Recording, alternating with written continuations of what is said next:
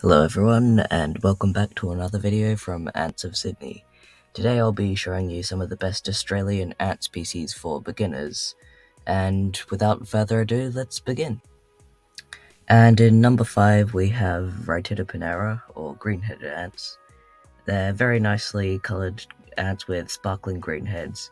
They're common in urban areas and fairly easy to keep. So I'm just going to select Rotator panera metallica here, one of the most common species.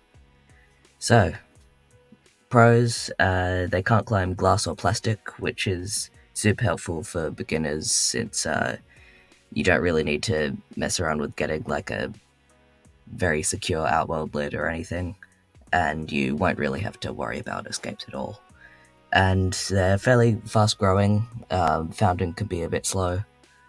They've got nice colours, as the name suggests, and you can see here, very sparkly. I've seen purple, blue, green, even gold Rotator panera metallica. So, yep. They're easy to find. They're really practically everywhere in urban areas and non-urban areas. But the cons, they sting. The sting isn't really too bad, but apparently it lasts a little while. I've never been stung by one myself. Even 8-year-old me picking up green-headed ants was fine. And they need substrate, since they can't climb glass or plastic. If you're keeping them in a test tube, you're going to want to have some sand on the bottom or something so that your test tube does not become an ant ice skating rink. There's semi-colostral, which is a bit of a deal breaker for some people. You have to feed them before they have workers, which is kind of annoying. But overall, yeah, Rotator panera metallica are a pretty good ant species for beginners. And in number 4, we have Athena gaster, or funnel ants. I often see the nests of these ants while bushwalking, and they can get really big, and as the name suggests, are funnel-shaped. So I'll just click on this Athena gaster longiceps queen here. Okay. So, some of the pros. They're slow-moving, which makes them easy to catch if they escape, and I think that also makes them pretty fun to watch. They're not fussy and will eat seeds, which is very, very helpful for beginners.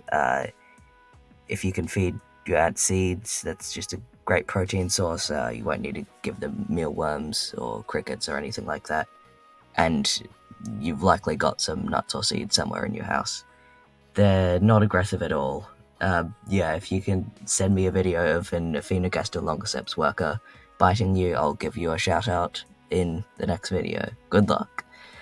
They do have some cons, but they're not really too bad.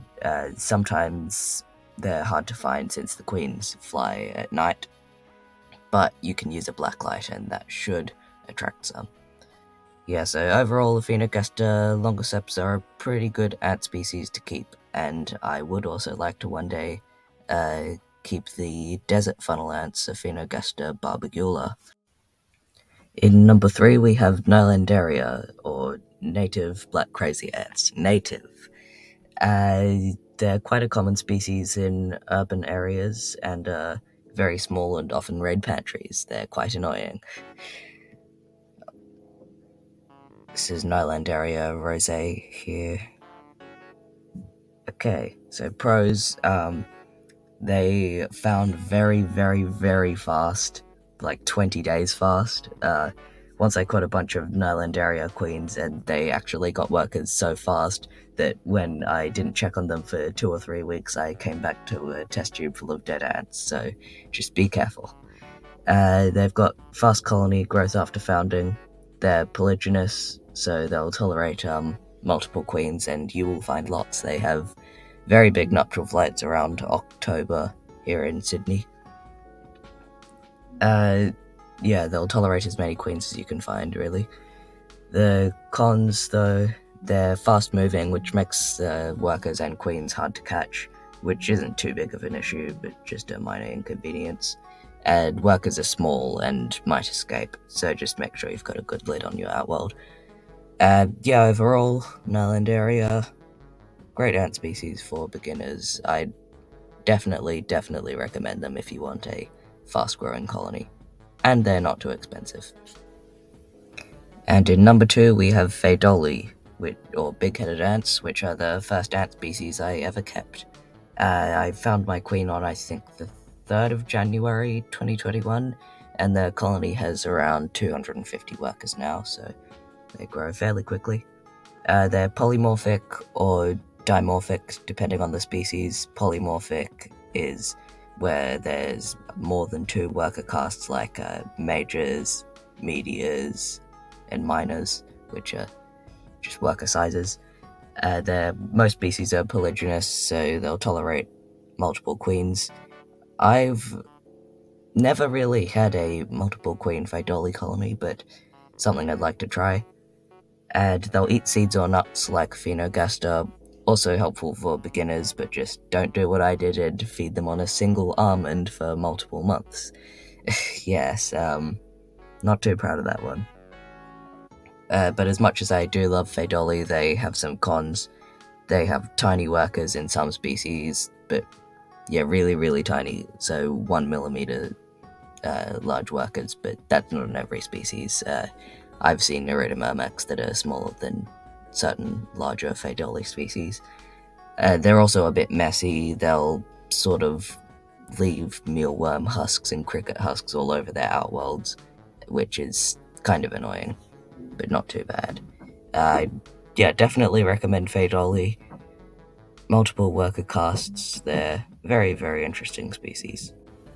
In number 1, we have Erda Mermax, or rainbow ants. They're literally everywhere, so that makes them quite a common beginner species. On a good day, you'll probably find about 1 queen per 3 square meters. I'm not even joking. So yeah, really good species for beginners, just don't get a meat ant. Which are also an Erda Mermax species, by the way, just a larger one. So, pros, they're super easy to find. As I said before, you can find about 1 queen per 3 square meters on a good day. Yeah, they're all over the place. They've got very stable and fast growth speed, which is one of the reasons they're so successful and have adapted to live in cities. You can decrease their protein if they're growing too fast. So they're very hardy as well. I have an Erda Mermax colony that just refuses to move out of their old dry test tube with no water in it, and they're doing completely fine, which I'm quite surprised by. But they do have cons, which no one ever mentions, especially the fact that they are often very slow to found. Sometimes they can take up to 3 months. 2.5 months is sort of my average. One of my queens has had eggs for 6 months, actually, and they still haven't hatched. Might be an infertile queen, though. Larger species might bite, their bite isn't horrible or anything. Younger me used to like to get bitten by Erda Mermax workers for fun when I was bored.